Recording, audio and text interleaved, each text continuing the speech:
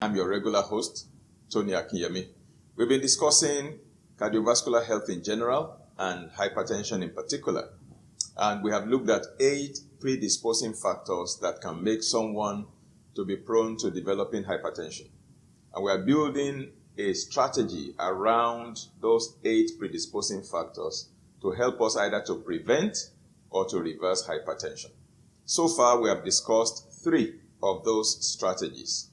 Number 1, we have looked at the spiritual factors that we need to address. Number 2, we have looked at the psycho-emotional factors that we need to address. And number 3, we have looked at the nutritional factors that must be addressed. Today, we are going a step further.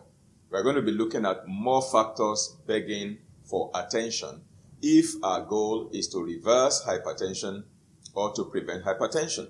So we are looking at number 4 today, the integrity of our blood vessels. The integrity of our blood vessels. Because when we talk about cardiovascular diseases, we are talking about diseases affecting the heart as well as the blood vessels. And so if the blood vessels are compromised, they will contribute to problems in the cardiovascular system. That's why the integrity of the blood vessels matter. We have arteries, we have all kinds of veins and all kinds of tiny capillaries, blood vessels all around our body, and blood circulates through all of these vessels. If any of the vessels is compromised anywhere, that can impact on our cardiovascular health. Principally, one of the things that happens to blood vessels is they can become clogged. C-L-O-G-G-E-D, clogged. In other words, there are deposits in the interior of the blood vessels that begins to narrow those blood vessels. And when they become clogged, the passage in the blood vessel becomes very narrow, so blood circulation is very difficult. Number 2, the blood vessels become hardened, and when they become hardened, they lose elasticity. They are not able to dilate or constrict, as the case may be. And once that elasticity is lost, that blood vessel has been compromised. Another problem that can happen is that ultimately, those blood vessels can become blocked altogether. And so whatever tissue or gland or organ that particular blood vessel that has been blocked is servicing, that tissue, that gland, that organ no longer receives blood supply. Therefore, no oxygen supply, no nutrient supply, and that tissue, gland, or organ begins to die off because it is now starving because there is no more food supply. So blocked blood vessels can lead to serious organ problems. Okay? Then another thing that can happen to blood vessels is that they can actually become fragile. They can become weak and they can burst. And when they burst, then there can be internal bleeding. That can also lead to another very serious problem. So the integrity of our blood vessels is very, very important. Now, I believe our technical crew will be able to show you some images right now regarding blood vessels that are clogged. Okay, you will see plaque deposit. Plaque is typically made up of cholesterol plus some inorganic minerals like calcium and what have you. It's like concrete. When you mix cement and sand and gravel or granite and you make concrete and then you pour it, after some time it hardens. It becomes very hard. It concretizes. And then it becomes a very difficult thing to deal with. Such deposits can also be made in the interior of our blood vessels. And you will see the images. Normally, when you see a good blood vessel, it should be very round like a pipe. And it should be hollow at the center. And blood should be able to flow through easily. But gradually, deposits can begin to, be made in the interior of the blood vessels. And those deposits can begin to narrow the blood vessels in the first instance and may ultimately block those blood vessels. And then that can cause an instant problem in the individual that is experiencing that. So how then do we restore the integrity of our blood vessels? The first thing is to unclog the blood vessels. You unclog it. I will talk to you about how to do that. Somebody actually sent a question recently about how do we unclog blocked arteries or blood vessels. Now, so the first thing is to unclog it or unblock it. The second one is to restore the flexibility or the elasticity. Of course, naturally, when you unclog, you are also automatically restoring the elasticity, and you are opening up that blood vessel so that blood can flow better and easily. The heart doesn't have to push hard for blood to course through those blood vessels. And the third thing is stop reclogging your blood vessels. See, everything surrounds that clogging and clogging thing. And then another thing to do is to strengthen the blood vessels. There are materials that the body uses like mesh, like when you want to cast concrete. It's not just about the cement, the sand, and the granite. You also need to put some iron rod, kind of to strengthen it. You form an iron mesh to strengthen the concrete. When you see deckings, there is iron inside, like a mesh that holds everything together to increase the strength of that concrete or that decking. The same way, there is a mesh that also strengthens our blood vessels. Okay? Things like collagen, for example, and all these things are necessary to strengthen the blood vessels so that they cannot be easily bruised, easily inflamed, or become so fragile that they can burst at any time. So that strengthening of the blood vessel is also important. Let me actually begin from that aspect. Now, there are certain minerals and trace minerals that actually help to strengthen our blood vessels. There are also certain phytonutrients, plant nutrients. Phyto is the Greek for plant. So phytonutrients means plant nutrients that actually help in strengthening our blood vessels. Now, one of them is a bioflavonoid that is called rutin. It is spelled R-U-T-I-N, rutin. Rutin is a bioflavonoid, and it is usually found in the peel of citrus fruits, like the peel of grapefruits, the peel of oranges, and what have you. You find a lot of rutin, bioflavonoid in the peel. And normally, scientists would extract rutin and they can formulate it into capsules in the form of supplements. So you can actually get those supplements and take them. They help to strengthen our blood vessels. Another way is when you peel your orange, you peel the green or yellow outer part and you leave the white layer. Okay, you leave the white layer in place, and you can then cut the orange along with the white layer and juice everything together. You are going to have a lot of rutin in that orange juice. Of course, it will taste bitter. It won't be as sweet as your regular orange juice that you buy in the supermarket. It will be a little bit bitter, but that bitterness is very medicinal and it is very rich in rutin, and rutin helps you in strengthening your blood vessels. Another trace mineral that helps in strengthening blood vessel is copper, C-O-P-P-E-R. It's a trace mineral that we need. Of course, too much of it can be a problem, but we do need a very tiny amount of copper as part of our nutritional factors to help our body in many things, particularly in strengthening our blood vessels. You just need about 2 to 3 milligrams of copper per day, okay? And that helps to make sure your blood vessels are strengthened. Of course, vitamin C is also very important in building collagen, all right? And so all those nutrients, when we eat correctly, when we balance our nutritional factors, we are able to get all these nutritional elements that the body needs to strengthen our blood vessels, so the blood vessels don't form into what is known as aneurysm or ballooning of the blood vessels, because they are weak and fragile, and then they don't burst easily and cause internal bleeding, all right? So that is the first part of restoring the integrity of your blood vessel.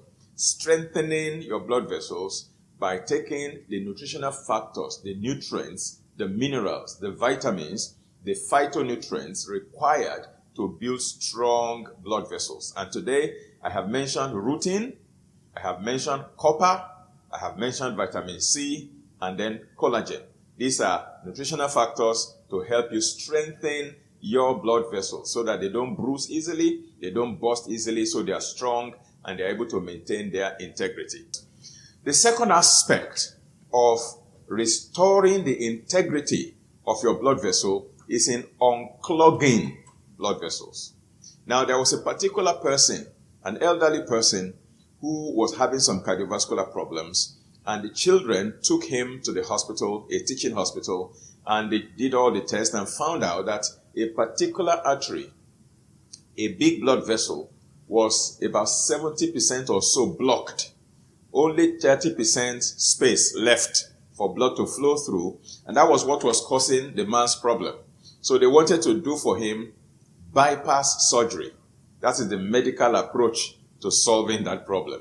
A bypass surgery is like a particular pipe is blocked, okay, or almost blocked. So what you do is you create an alternative route. You create another route where blood will flow through so that you bypass this one that is almost blocked. That is called bypass surgery.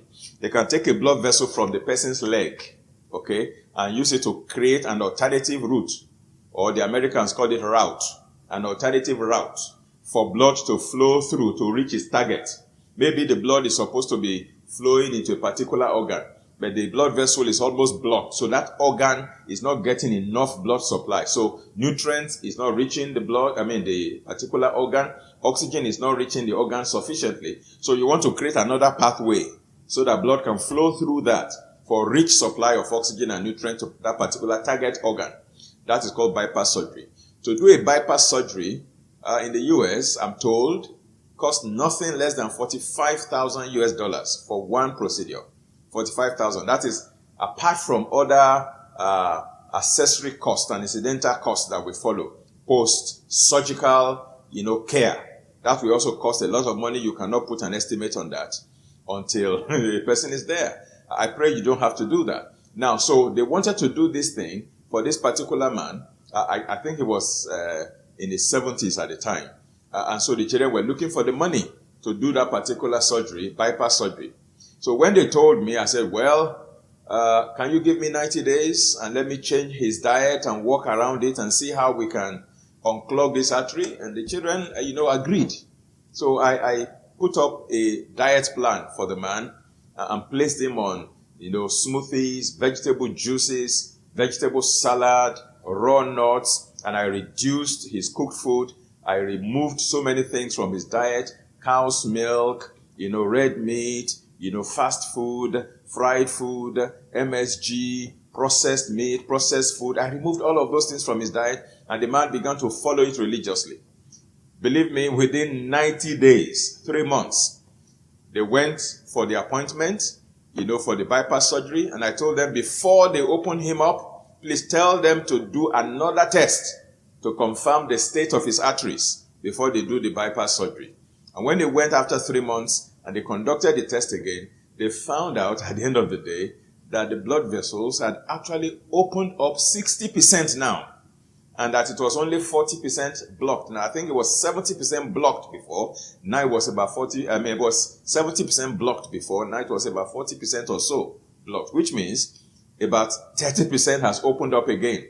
There's now 60% space for blood to flow through.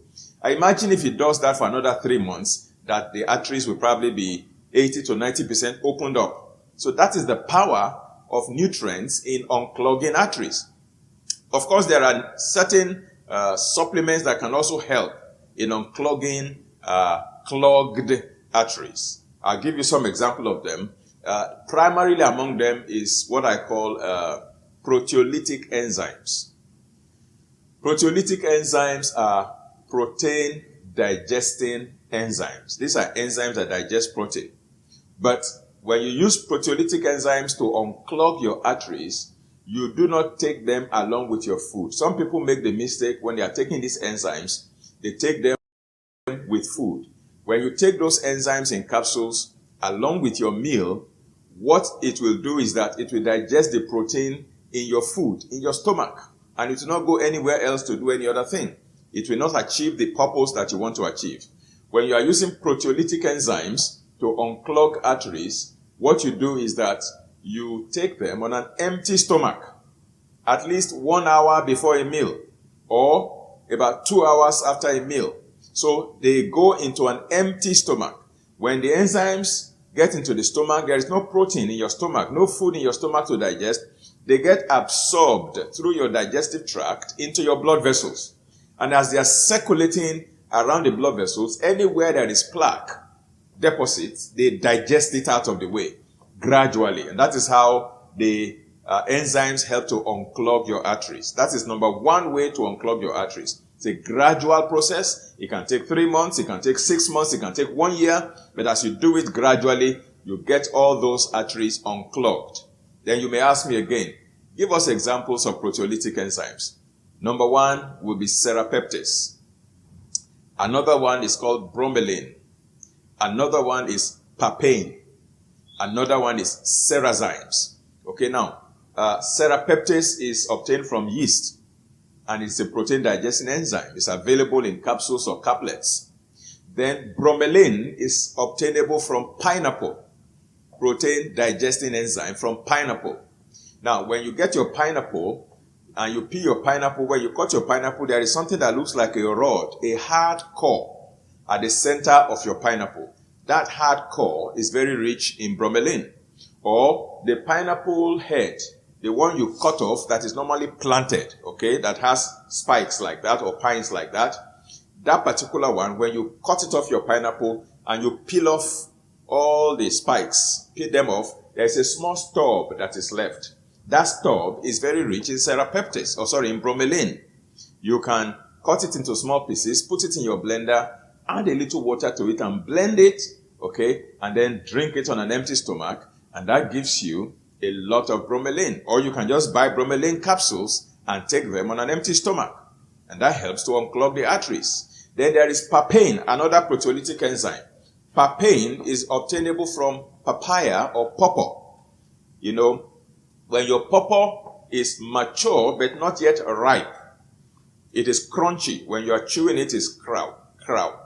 When it is mature but unripe, okay, and you peel your pawpaw and eat it that way, it's very high in papain. So you can begin to eat those mature but unripe pawpaw on an empty stomach, 30 minutes, 1 hour before your meals, and that will help to unclog your arteries. And then, of course, we have serrazymes as another type of proteolytic enzyme. All of these things are available in capsules in the form of supplements, and they are OTC, over the counter. They don't typically require any prescription for you to obtain them. Just follow the direction of the manufacturer on the bottle, and that will be good enough.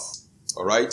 And then there's another way to unclog the arteries, and that is through chelation. Chelation is using chelating agents. To chelate, the word chelate is C-H-E-L-A-T-E. To chelate means to grab and pull out. Grab as with a claw. You have claws, you use the claws to grab that thing and pull it out. That is chelation. Okay, there are some chelating agents such as DMSA or EDTA. These are all chelating agents. They are available intravenously, where they pass it like a drip. A medical professional will pass it into the body, into the blood vessel as a drip. And the person takes it intravenously to help chelate or remove all those clogged arteries, the plaque deposits in the clogged arteries. Or it can be taken orally as capsules, supplements. The intravenous approach is faster. The oral approach is slower.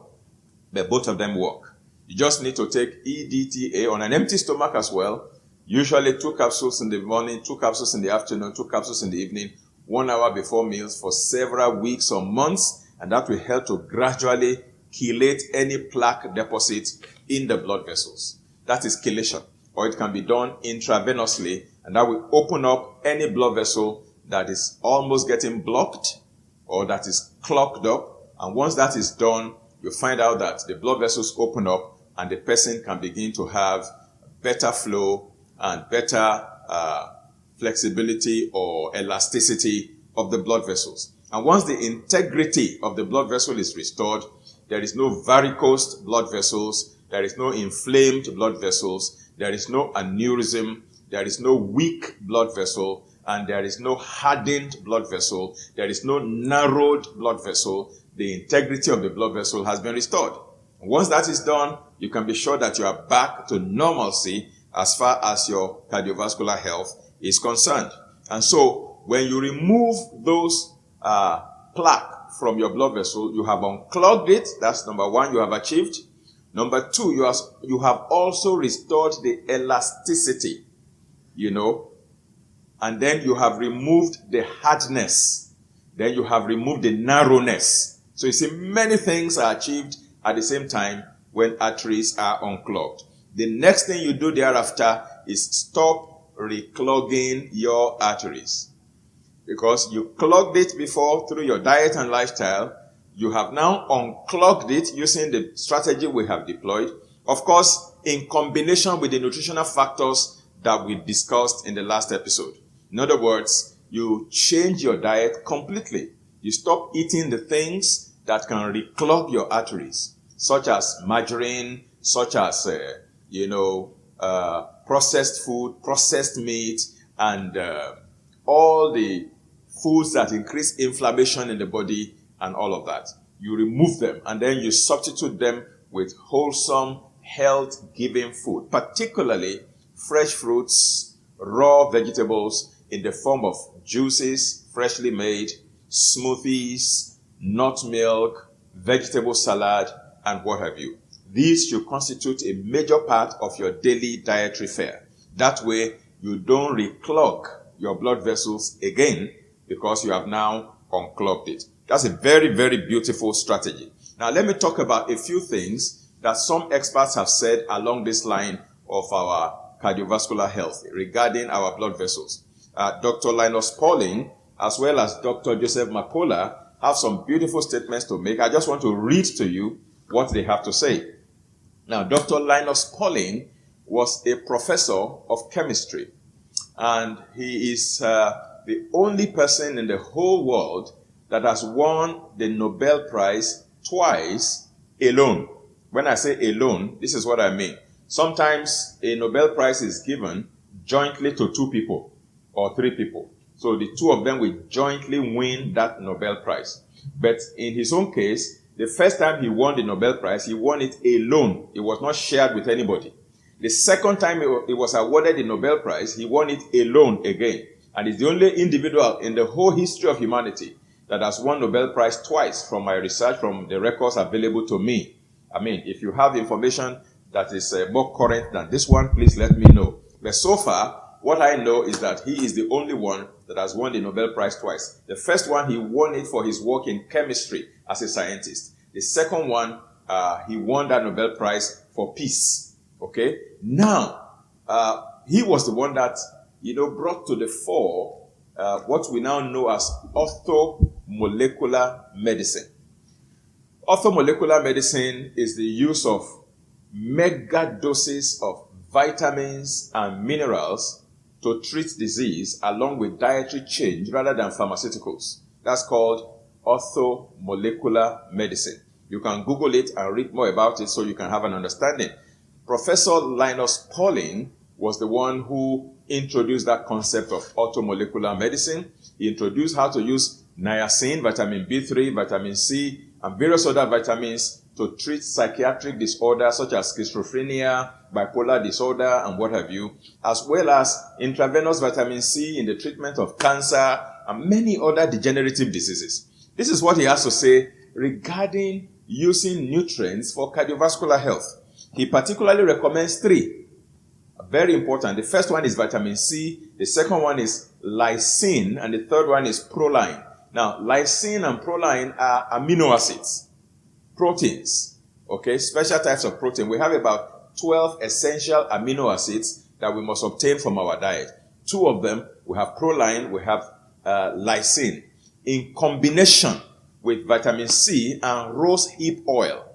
Rosehip oil, by the way, is very rich in vitamin C as well. So it's talking about the combination of vitamin C, proline, and lysine to form a synergistic effect, to produce a synergistic effect that when those things are taken, they actually help in preventing cardiovascular problems. That's as far as Professor Linus Pauling is concerned. Actually, there used to be a supplement that was called Heart Plus. It's no longer available because the company that produces it has closed down.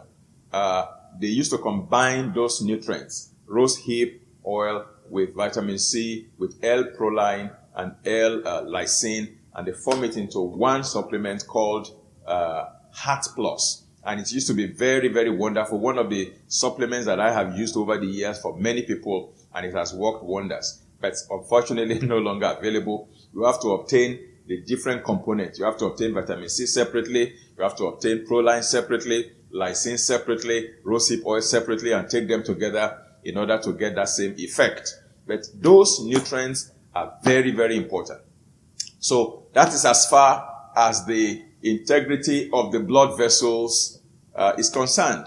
And once we get that straightened up, we can always sort out our cardiovascular problems in that regard. Now, I have seen many people who are trying to normalize their BP. And they say, okay, I have dealt with the psycho-emotional issues. I've dealt with stress. I've reduced my workload, my schedule. I sleep longer now. I used to sleep for 4 hours. Now I'm sleeping for 6 hours. And I am exercising now and this and that. And my BP has still not come down the way I want it to come down. What you must understand is that there are several factors contributing to your elevated BP.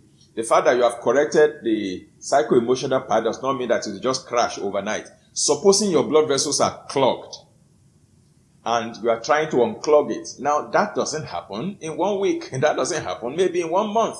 So even though you have dealt with the other aspects, you have to be patient to allow your body to unclog your blood vessels through the various strategies that I have mentioned today. Once that happens, over a period of maybe 3 to 6 months or even 1 year, and those blood vessels open up thoroughly, then you will see your BP coming down. But from my own experience, working with people, I have found out that typically the average is about 90 days, 3 months. After 3 months, most people will find their BP normalizing. Now, when you start all these strategies that I am mentioning to you, please, it doesn't mean you should stop the use of your medication. Don't stop the use of your medication abruptly. Implement these strategies and then begin to take your BP, every day for the next 90 days. Write the time, the date, and then your BP reading and your resting pulse. That helps you to monitor the progression. Initially, you will see fluctuation. Today it goes up, tomorrow it's down, up and down. Then it begins to taper and ultimately it settles and stabilizes. That is when you begin to, first of all, work with your doctor to help you reduce the dosage. Okay? The dose of the medication that you are using, you reduce the dose and then gradually you are weaned off. Because if you don't go off ultimately, what happens is that your BP is now normal, but you are still taking medication to force it down, and then you can go into hypotension, which is equally not good. So this is how it works. I hope today's conversation has been very meaningful, and I hope you made sense of it. Join Tony Akinyemi and his team of healthcare experts as they teach you on how you can regain or retain your health. The training will hold as follows. Date, Monday 11th July to Friday 15th July 2022. Time is 9 a.m. to 5 p.m. daily. Venue, 18 Shogunle Street, off Mobolaji Bank Anthony Way, behind Etiebet Place, Abule Onigbagbo Bus Stop, Ikeja, Lagos. Please fill the form below this video to register and pay for the training.